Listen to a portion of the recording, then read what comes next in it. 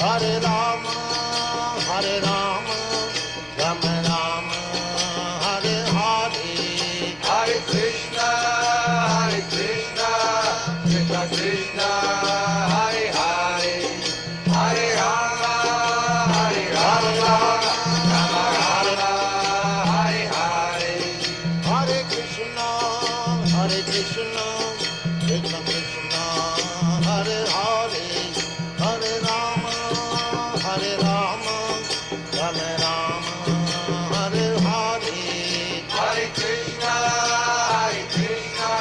Krishna Krishna, Hare Hare, Hare Rama, Rama Rama, Hare Hare, Hare Krishna, Krishna Krishna, Hare Hare, Hare Rama, Rama Rama, Hare Hare, Hare Krishna, Krishna Krishna, Hare Hare, Hare Rama, Rama Rama, Hare Hare, Hare Krishna, Krishna Krishna, Hare Hare, Hare Rama, Rama Rama, Hare Hare, Hare Krishna, Krishna Krishna, Hare Hare, Hare Rama, Rama Rama, Hare Hare, Hare Krishna, Krishna Krishna, Hare Hare, Hare Rama,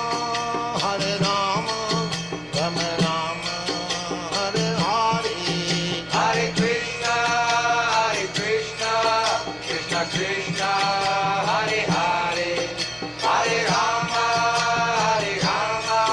Rama Rama, Hare Hare, Hare Krishna, Krishna Krishna, Hare Hare, Hare Rama, Rama Rama, Hare Hare, Hare Krishna, Krishna Krishna, Hare Hare, Hare Rama, Rama Rama, Hare Hare, Hare Krishna, Krishna Krishna, Hare Hare, Hare Rama, Rama Rama, Hare Hare, Hare Krishna, Krishna Krishna, Hare Hare, Hare Rama, Rama Rama, Hare Hare. Hare Krishna, dear devotees, please accept my humble obeisances. All glories to Śrīla Prabhupada. Welcome to this morning's Srimad Bhagavatam class. It's from Canto 2, Chapter 7, and this morning we're doing text 7. We're very fortunate to have Her Grace Gita Devi Dasi with the Gita from ISKCON Atlanta to give the class. Hare Krishna Mataji, please accept my humble obeisances. All glories to Śrīla Prabhupada. Hare Krishna Prabhu, please accept my humble obeisances. All glories to Srila Prabhupada. It's all yours, Mataji. Thank you.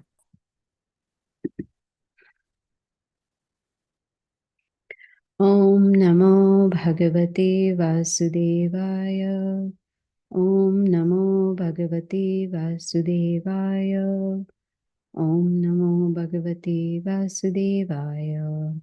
Narayanam Namaskritya Naram Chaiva Narottamam Devim Saraswatim Vyasam Tato Jayamudirayet Nashtaprayeshu Abhadreshu Nityam Bhagavata Sevaya Bhagavati Uttama Shloke Bhaktir Bhavati Naishtaki.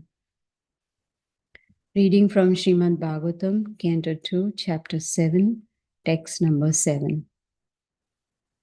Kāmaṁ dahanti kṛtino nanu roṣa-dṛṣṭyā roṣaṁ dahantam utatena dahanta asahyam soayam yadantaram alaṁ praviśan bibheti kāmaḥ kathaṁ no punar asya manaḥ śrayeta.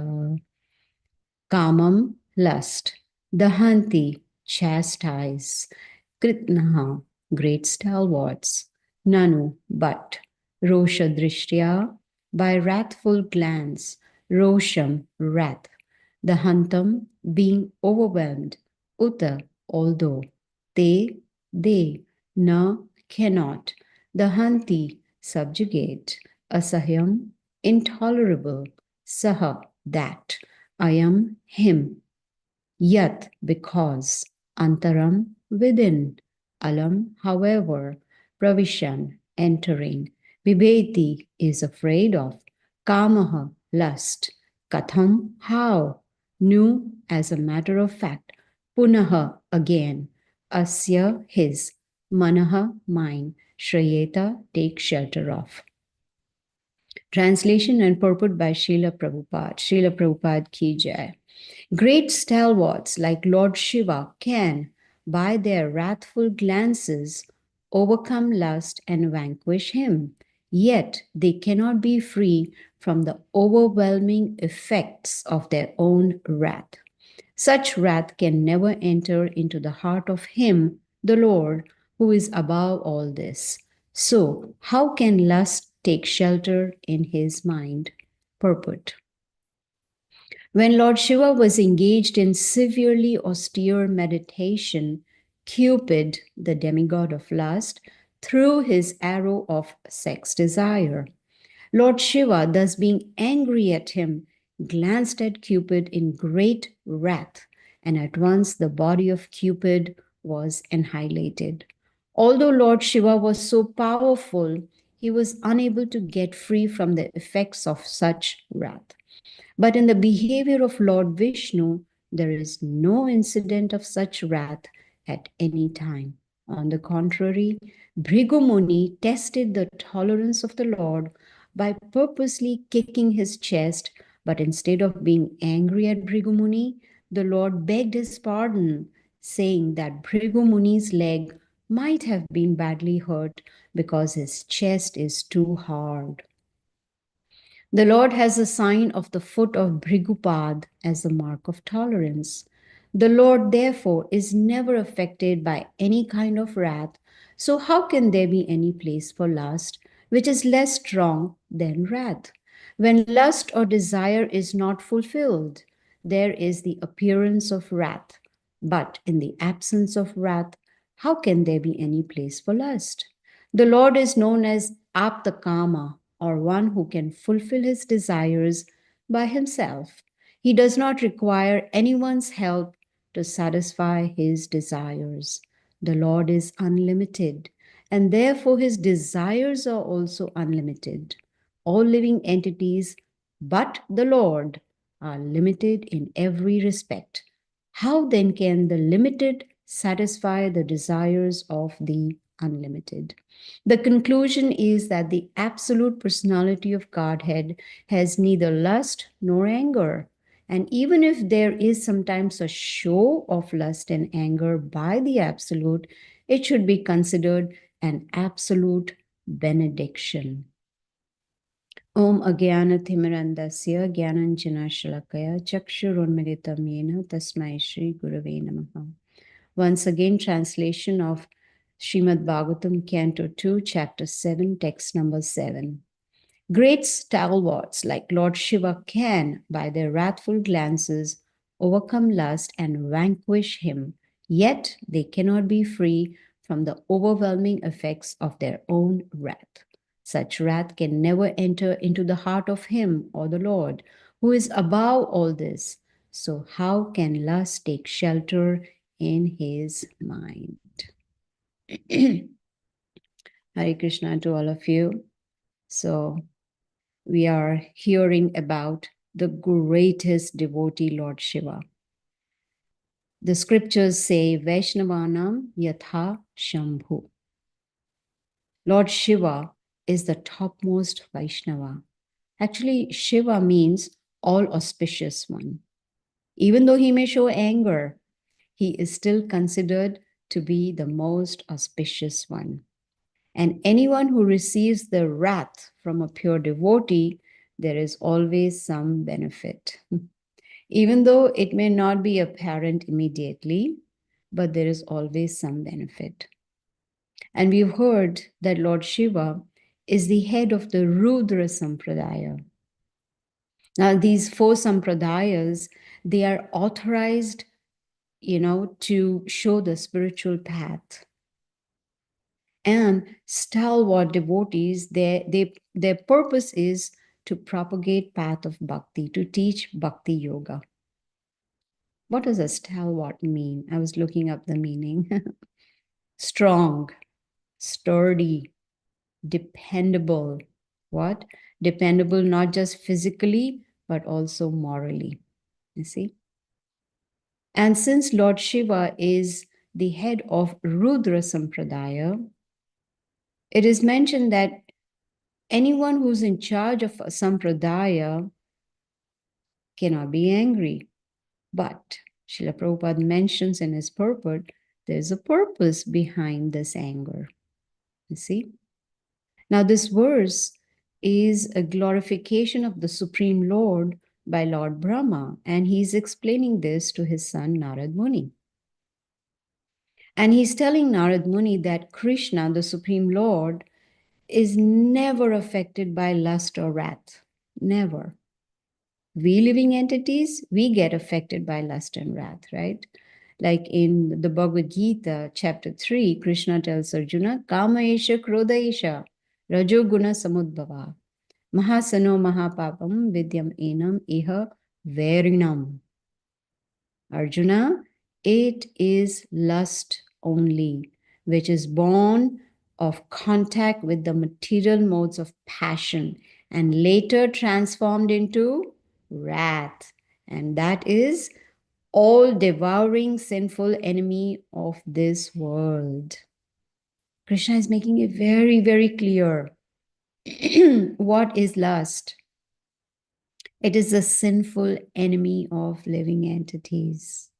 He's talking about us, human beings. You see? And where does the lust live? What are the sitting places of lust? Bhagavad Gita explains senses, mind, intelligence. These are the three sitting places of lust. And the advice Lord Krishna gives to Arjuna is from the very beginning, he says, curb this great symbol of sin. From the very beginning. So that means we have to be vigilant and always try to see, am I getting affected by lust? Am I getting attracted? And in the very beginning, curb that lust, which is a symbol of sin. This is what Krishna tells Arjuna in Bhagavad Gita. So now the next question would be how to curb. Okay, I have recognized there is lust. Now what? Very simple. Krishna says, regulate the senses. Regulating the senses will curb this enemy, sinful enemy, which is called lust. And Srila Prabhupada has given us all the regulative principles we need. The four regulative principles that can help us control our mind, our senses, and our body as well. And the four regulative principles are no meat eating, fish, eggs, onion, garlic, no intoxication, tea, coffee, no gambling, and no illicit sex.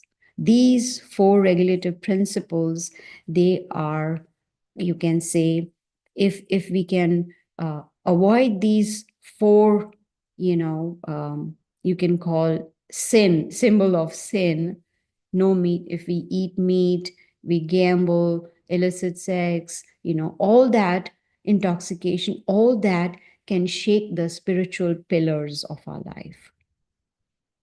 And that's why Shastras clearly explain why we should follow these four regulative principles so that our spiritual pillars are very strong. And then Krishna also tells Arjuna to steady the mind. How? By understanding the scriptures, Bhagavad Gita, Srimad Bhagavatam. Take on knowledge and put it into practice. And the best way to steady the mind is to meditate, mantra meditation, where we chant. We chant every morning attentively, and that is what can help us to steady our mind. And what will be the result? Very simple. We'll get spiritual strength, and then we'll be able to conquer this greatest enemy called lust. See, it is due to contamination since many, many lifetimes. We have been under the influence of Maya for such a long time. And that is why the pure love that we have for the Supreme Lord is transformed into lust. Bhagavad Gita teaches us we are spirit souls, right? So if we are spirit souls, we are pure and we are eternal, but we are in the material body. And that is where contamination comes in. And Srila Prabhupada says, because we have forgotten the Supreme Lord, and that is why we are suffering here. And this is all due to contamination. And what kinds of contamination? Desires, attachments, hankerings, designations. You see? All these are because of lust and nothing else. And in the purport, Srila Prabhupada says, lust is less strong than wrath. When lust is not satisfied, it turns into wrath. So if there is no wrath, there is no place for lust. Now, if we see in the purport, Srila Prabhupada talks about great personalities like Lord Shiva, Bhrigu Muni, Lord Brahma, Narad Muni. They are all very powerful. Some may think they are equal to the Supreme Lord, but no. If you look in the dictionary, the meaning of God, it is singular, only one person. Someone who has no one equal to him or above him. That is God, the Supreme Lord. So even though these are all very powerful personalities, but they are not equal to the Supreme Lord. Even Brahma, Srimad Bhagavatam teaches us, Brahma is a secondary creator. Krishna is the original creator. Brahma is secondary. And Lord Shiva, he's been assigned the responsibility of annihilation. And where does that power for annihilation come from? Comes from Krishna. So all these great personalities, they are subordinate to Krishna. They are not independent. We've heard so many times, Krishna, the Supreme Lord, is Atmaram. He does not need anybody's help. We should not think, oh, if I don't offer food to Krishna, he's going to go hungry. Or if I don't love him, no one will love him. Or if I don't serve him, oh, he'll wonder who's going to serve me. No. He's Atmaram. He doesn't need anybody's help. And because he's the Supreme Lord, he has no lust, no anger, no wrath. Demigods, yes, they get affected by lust and wrath. You see? Just like demigods, they were tired of all the demons who were harassing them. They wanted a solution. So they went to Lord Shiva. And they wanted Lord Shiva to have a son that can kill all the demons. See how far the demigods think of. Really far. So what they decided to send Kamadev, right? Kamadev, Cupid, to Kailash Parvat. And at that time, Lord Shiva was meditating. It is very, very, very wrong to disturb when someone is meditating. Because the focus is on the Supreme Lord. Lord Shiva was meditating on the Supreme Lord. And what did Cupid do, Kamdev? He shot arrows of lust. And that really got Lord Shiva very angry. He became full of wrath. And he opened his third eye. And he burnt Cupid to ashes. And that is what this verse is talking about. The wrath is more powerful than lust. Another example given in the purport by Srila Prabhupada is Bhrigu Muni. Who is he? He's a son of Lord Brahma. And because Lord Śiva is also son of Lord Brahma, so Lord Śiva and Bhrigu Muni, they are brothers. So one time, many great sages, they were on the banks of Saraswati. And Bhrigu Muni was part of that group. And they were having a big debate. The debate was, who is more powerful?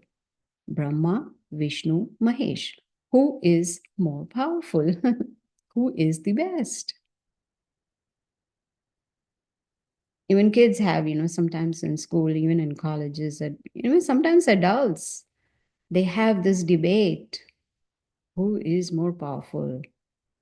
Is it my brother, my sister, my this, my that, my colleague? No. So here was this big debate. And Bhrigu Muni was nominated to test this, to test tolerance. He was asked, now you be our representative and you go and you find out who is most powerful. Is it Brahma, Vishnu, or Mahesh? He was asked to find out who has anger issues. I remember reading somewhere a seminar on anger management, how to manage anger. And the tickets were very expensive.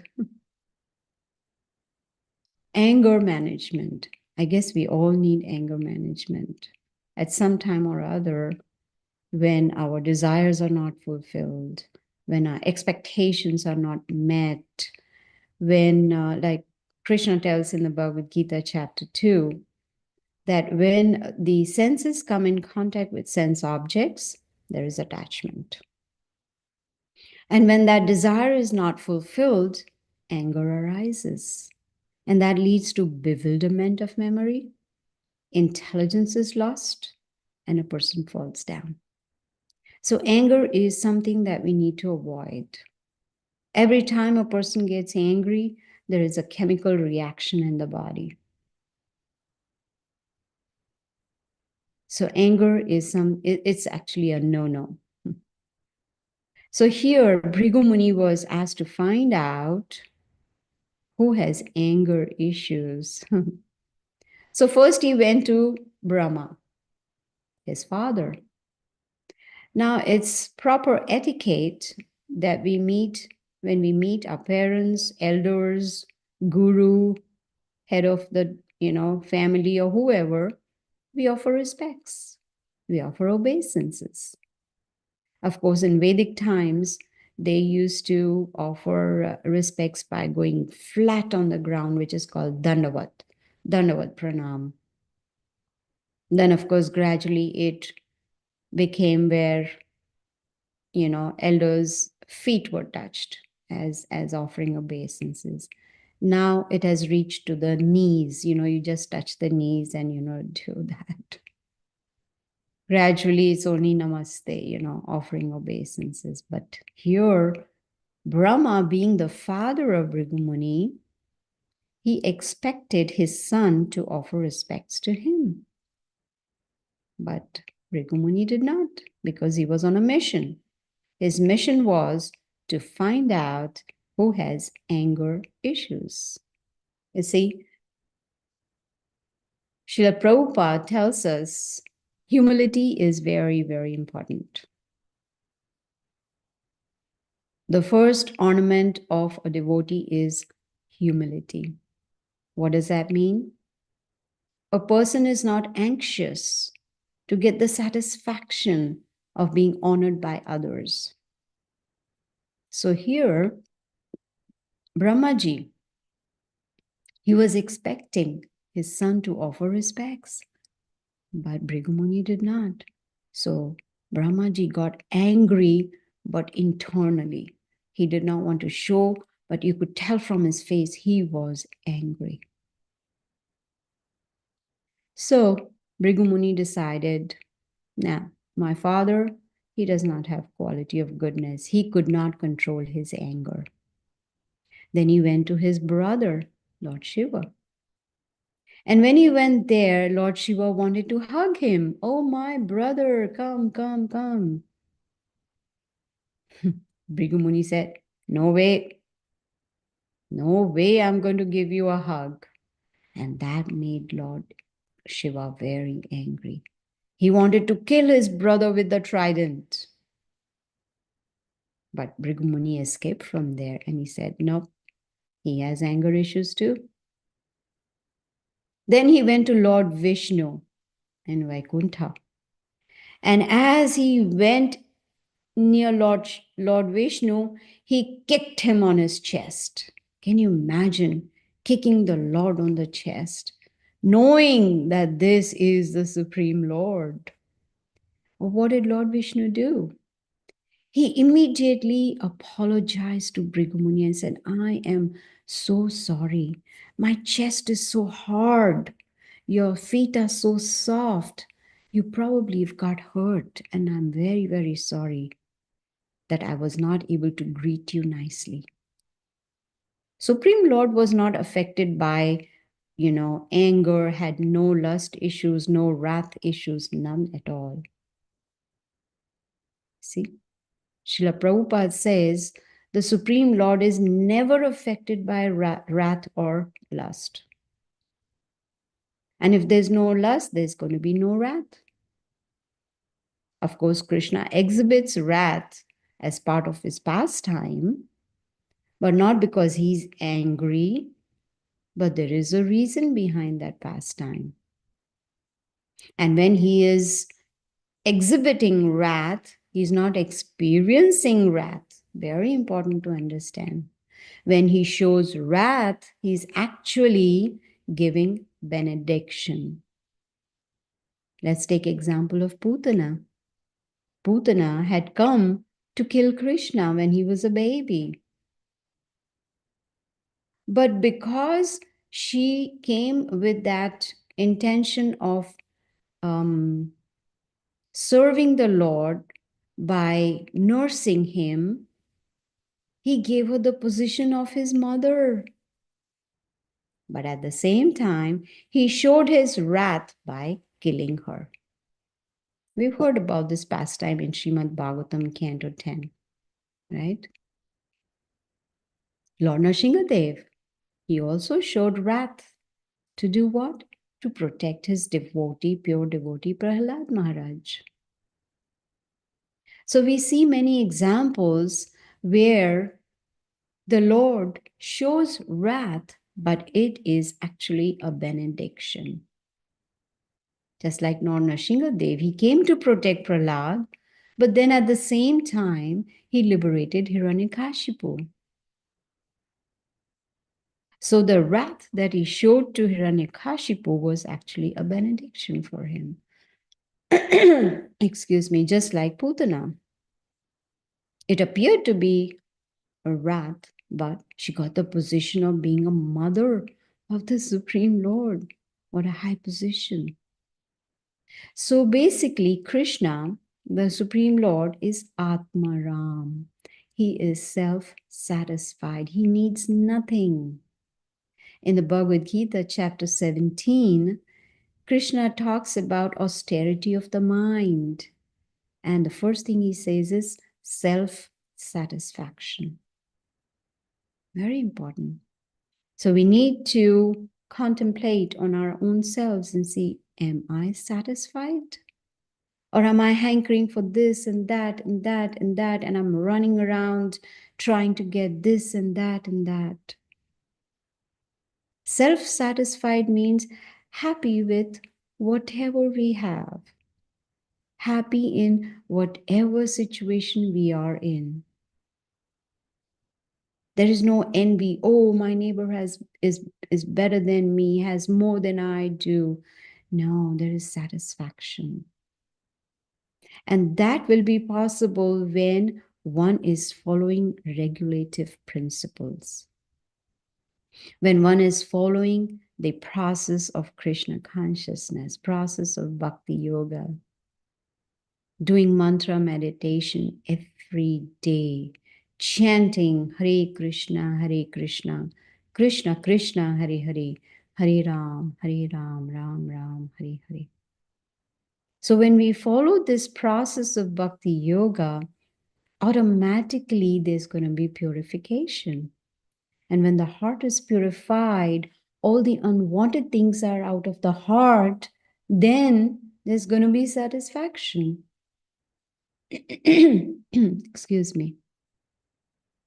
We need to understand chapter 3 and 5 of Bhagavad Gita, Karma Yoga. Whatever we are destined to get based on our past karma, that is all that we are going to get. It doesn't matter how hard we try. We may do 2 jobs, 3 jobs, work really hard, go here, there, make different plans. But if it is not in our karma, we will not get it. So why not be satisfied with what we have and appreciate what we have and be grateful to the Lord for what we have? So as soon as we wake up in the morning, be grateful to Krishna that we have another day to live. And at night before going to bed, be grateful that we had a wonderful day today. Thank you, Lord. All this we learn from Bhagavad Gita. So Krishna is self-satisfied. He needs nothing. He doesn't need anybody to satisfy him in any way. What does Parashar Muni say? Aishwarasya samagrasya virasya yashasriya. Lord Krishna is full in opulences. Full. Bhaga means opulences. Van means possessor of opulences. That is Bhagavan. Completely satisfied. In the 11th canto of Srimad Bhagavatam, chapter 11, verse 33, it is said, my devotees may or may not know exactly what I am, who I am, and how I exist. But if they worship me with unalloyed love, then I consider them to be the best of devotees. This is what we can learn from Srimad Bhagavatam. What is Srimad Bhagavatam? It's the essence of all Vedic literature. It is showing us how to become self-realized. It is showing us what is the way a human being should live. People think we are human beings. No, we are spiritual beings having human experience. We are part of the Supreme Lord. Mamaivamsha jivaloke jivaputa sanatana. We are eternal parts of Krishna. Our home is the spiritual world, but right now we are in the material world like fish out of the water. And we are trying to be happy. Take a fish out of the water. Give a $5 million home, a Jaguar in the driveway, a lot of things to eat, and jewels and diamonds and everything. Is the fish going to be happy? No. Because the constitutional position of the fish is in the water. And our constitutional position is in the spiritual world. So Krishna, being Atmaram, and also being so merciful to us, he has given us Bhagavad Gita, Srimad Bhagavatam, so we can become self-realized. He's Atmaram. Yadrasha indicates that the Lord is Atmaram, completely self-satisfied. So we should not be under the impression, oh, whatever I'm giving to the Lord is because he needs it. No. It is our need. You know, when people go to the temple and break a coconut or put $11 or whatever it is us who have an agenda on mind. Here, Lord, here's one coconut. You please do this, this, and this for me. It's a business deal. Krishna doesn't need anything, but yet he accepts whatever we offer him with love and devotion. You see? And he is also called aptakam, one who automatically fulfills all of his own desires. He doesn't need anybody to fulfill his desires. But because he loves his devotees, he sometimes appears to be anatmaram, which means dependent on the love of his devotees. And he sometimes behaves in such a way that, oh, I'm unable to achieve my desire without cooperation of my devotees. That's not true. He's just giving us an opportunity to serve him. He's independent, but yet he reciprocates the intense love of his devotees. And then he appears to be dependent on his devotees, just like Nanda Maharaj, Yashoda Maiya, right? Krishna is the Supreme Lord, but still he reciprocates with his parents because of intense love. He doesn't need butter to eat or yogurt to eat. He doesn't want his mother to dress him up with ornament. No, he allows that because there is intense love between him and his parents. He's self-satisfied. Now, the question is, how do we become self-satisfied? One thing to understand is we can never satisfy ourselves with material desires. Material desires can never give us satisfaction. Even if they do give, it is temporary, very short lived. No matter how hard we try to satisfy senses, they are not going to be satisfied. Imagine there is a bucket and we are trying to fill water in the bucket and we want it all full, but there's a hole in the bucket. What will be the result? The water is all going to just drain out. Doesn't matter how much water we keep filling in the bucket, it's all going to drain out because there's a hole in the bucket. This is how our senses work. No matter how much we try, we may get temporary pleasure, we may enjoy for a little while, but it's going to vanish. That enjoyment does not last. And Maya will make us believe it's permanent pleasure. This material world is a very nice place to live in. It's like a clubhouse. It's okay. I have everything that I want. I have a nice family, nice house, job, car, money. What more do I want? So if a person keeps engaging in enjoying the senses only, which is called sense gratification, the consciousness gets contaminated. And the person starts thinking, I'm the Lord of all I survey. Everything is there for my pleasure, right? I'm going to live forever. That's the contamination. I'm this body. I'm never going to die. No. We got to be very vigilant. Even when we come on the path of bhakti yoga, when we start practicing bhakti yoga, we still got to be vigilant because we can fall in the trap of Maya anytime. But one who follows the process of bhakti yoga very sincerely, this process is given to us by Srila Prabhupada. So when we follow it very sincerely and seriously, and make Krishna the ultimate goal of our life, then and only then we will be saved from Maya. That doesn't mean that Maya is not going to strike. She will try. In fact, she tries harder on devotees who are trying to go back to the spiritual world to make sure that we are really serious about our goal. Those who are already in Maya Maya doesn't need to do anything about them anyway.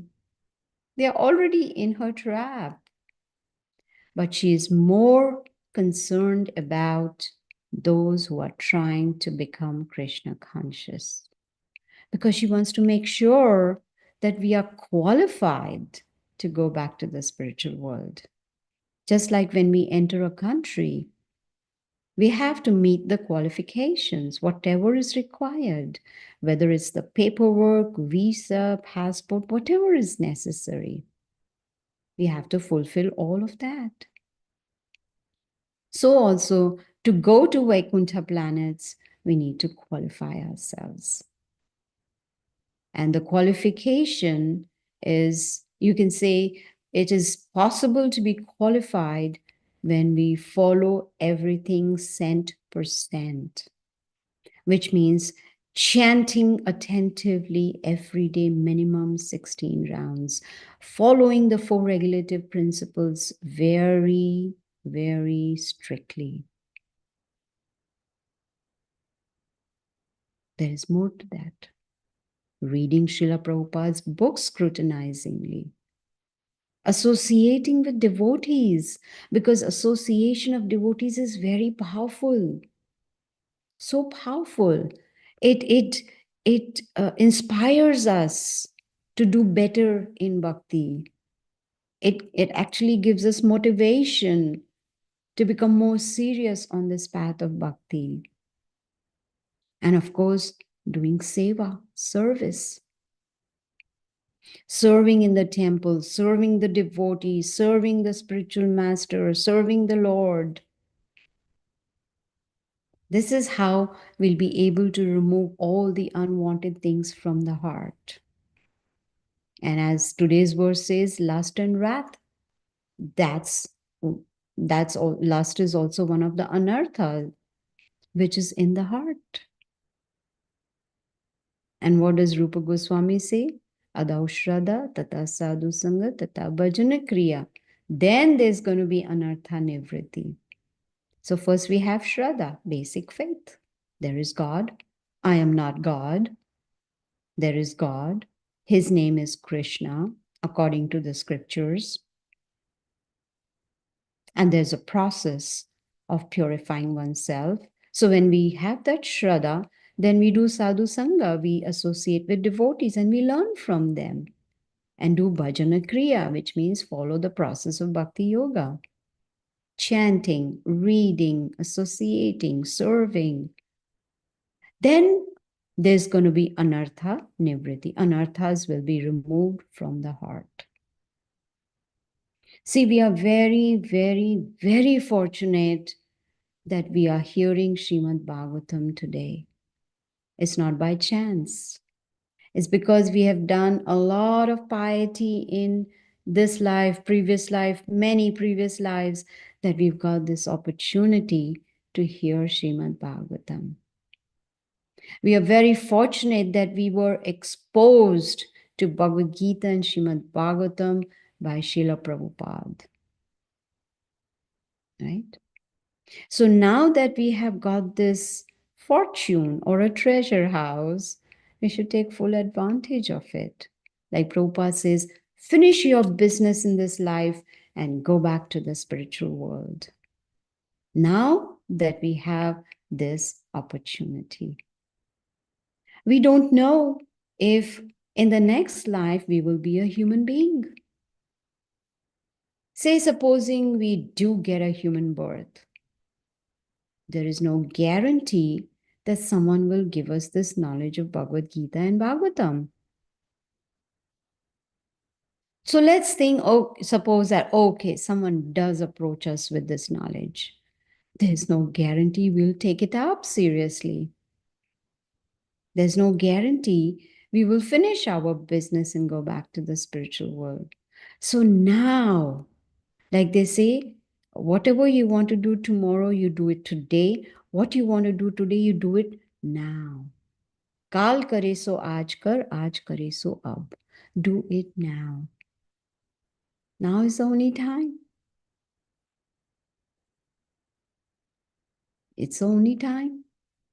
Yesterday, I was asked to come and give a class on Bhagavad Gita at one of my friend's house, whose father-in-law had passed away, who left the body. And this is all I was explaining again from Bhagavad Gita. We don't know when will be our last moment. We may want to live 100 years, but there's no guarantee. We don't know if we'll see tomorrow. So now is the time to become serious in Bhakti Yoga. Take full advantage and go back to the spiritual world. We have everything that we need. We have the holy name, we have the books, we have devotees, we have temples, we have everything. All we need to do is take it up seriously. That's about it. So the verse once again. Great stalwarts like Lord Śiva can, by their wrathful glances, overcome lust and vanquish him. Yet they cannot be free from the overwhelming effects of their own wrath. Such wrath can never enter into the heart of him, the Lord, who is above all this. So, how can lust take shelter in his mind? So I'll end now. Thank you. Hare Krishna. Hare Krishna. Thank you, Mataji. Very, very wonderful lecture. In the past time also of Bhrigu Muni being designated to go find out who among the three Buddha avatars was the most powerful. Nice story. I haven't heard it in a while, so it's nice to hear it again from you. Dear devotees, this is the time to unmute yourself, ask questions, share takeaways, as you like. Hare Krishna. Hare Krishna Mataji, please accept my humble obeisances. All glories to Prabhupada, all glories to Guru Maharaj. Hare Krishna. Mataji, like Prabhupada said, finish your business in this life and get back to Godhead. So what is our business in this life?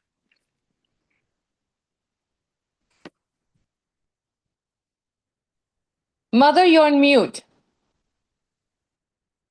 Sorry, I was going to cough, so I had muted myself. So, okay, where was I? Yes, our business, according to Srila Prabhupada, is to break the cycle of birth and death and go back to the spiritual world. And he has given us the process how to do that. You see, we've been going through these cycles over and over and over again. And it's time to break it and go to the original home.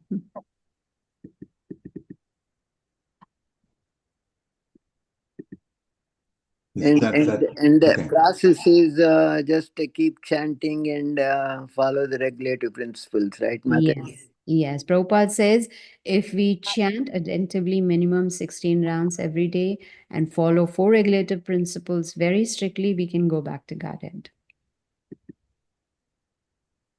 Sounds pretty easy, Mataji, but like you said, there is Maya always keeps you doing what you want, and it keeps you from pulling apart.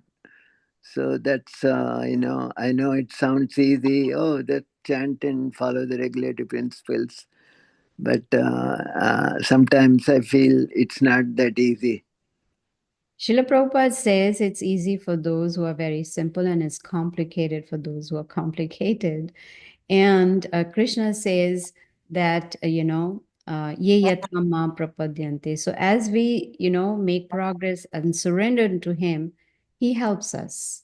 God helps those who help themselves. So if we make up our mind and say, yes, this is my last birth, and I'll do anything that it takes to succeed in this lifetime, then Krishna will help us. So it's just a matter of training the mind to align ourselves with the goal that we have in mind. Thank you, Mataji. Hare Krishna. Hare Krishna, Gita ji. Dandavat pranam. Hare Krishna. Thank you. Nice lecture, Gita ji. Like Prabhuji said, Maya gets us, and when we watch something like devotional serials or something shows, that will be okay, Gitaji, and we still thinking like about God, right? What did you mean? I didn't understand. And devotional serial, like shows, devotional shows on TV. And when we finish chanting, and when we relax for a while, then that time, can we watch like that? I mean, that is not wrong, right? It is not necessary, let's put it that way. The reason being that all these serials that come up and all the shows that come up, even though they are spiritual, they are not really backed by authentic scriptures. Like, for instance, there is a lot of drama added to it. There are a lot of things added to it which are not according to the scriptures. So it is not necessary. I mean, that same time can be used to hear Bhagavatam lectures, or so once in a while it's okay, but Just for change, mind always wants change. Yeah, not too much, but just for change. Always watching TV also not good for our eyes. No, not at all. Not at all. Right. The brain will become heart also. Yeah. Yeah. Thank you, Gita ji. You Hare are. Krishna. Hare Krishna.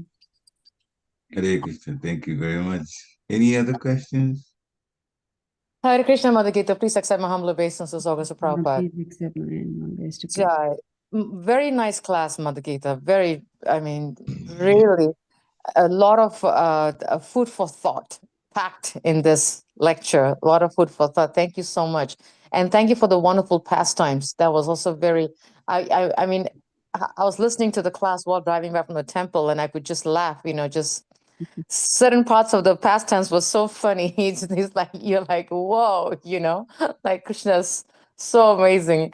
But Mother, I wanted to ask, piggybacking on Krishna Smarana Prabhu's question, like, one can say, yes, I chant 16 rounds every single day, and I follow the 4 regs every single day, right? But then there are situations where, but yeah, what's wrong in making offenses, right? Or what's, yeah, I chant, I read, I hear, I do arti, I do everything, but that same person makes offenses, like meaning offending devotees, Vaishnava aparad, then what happens, Mother? Then it's downhill. Okay. Yes, I it's just downhill because even Chaitanya Mahaprabhu, Vaishnava Aparadhi calls us Hatmati, because it's like, a mad elephant entering into the garden and destroying everything. So offenses destroy our bhakti.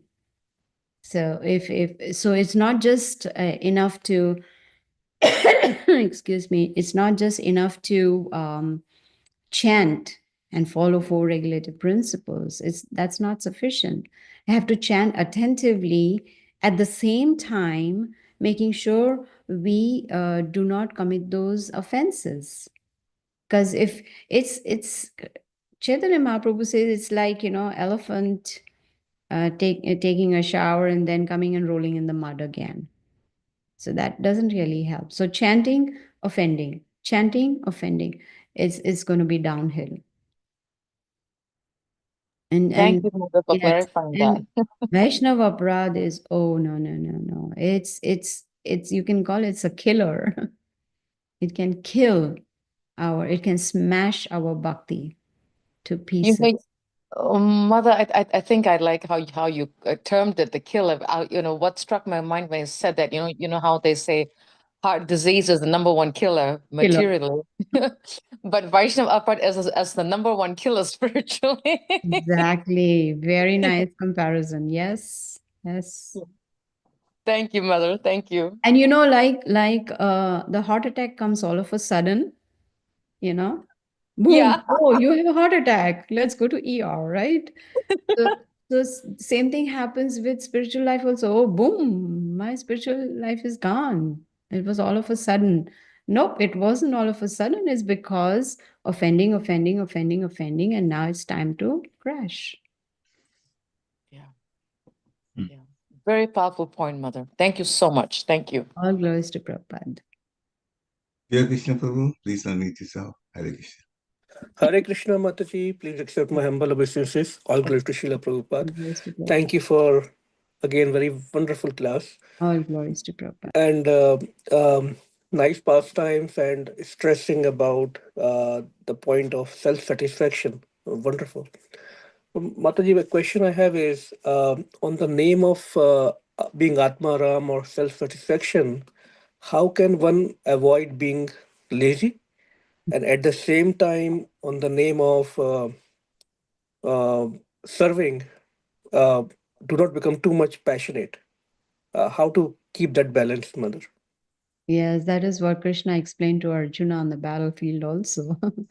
He didn't ask him to go to the Himalayas, be lazy, go there, just sit and meditate and, everything will be fine. He told him, no, fight. But only thing is to change the consciousness. So we cannot be lazy, like Prabhupada says. We have to maintain the body and soul together, which means we have to work. Do the best, Prabhupada says, do the best to your ability. Whatever you're able to do, do the best, but don't hanker for the results of those activities. Then we become entangled. So both are not good. Being lazy, not doing anything, or working too hard in the mode of passion and wanting to enjoy the fruits of our activities. But instead do a karma, which means follow Krishna's instructions, but do not hanker for those results. So both are not good, being lazy or working too hard. As I was saying, based on our past karma, we only get as much as we deserve. And we don't get what we don't deserve. So working too hard. So we need to strike a balance. And for that, our mind can trick us. So best is to take guidance from a senior devotee, either from spiritual master, whether it is Shiksha Guru, Diksha Guru, an advanced devotee. Take guidance and be very open about it, confide and say, hey, this is what I do. Like I remember one of my god sibling was very openly talking to me about all the anarthas in the heart, being very open about it, which means acknowledging it. You see, if I am unwell, if I do not acknowledge that I am unwell, I will not go and take help of the doctor.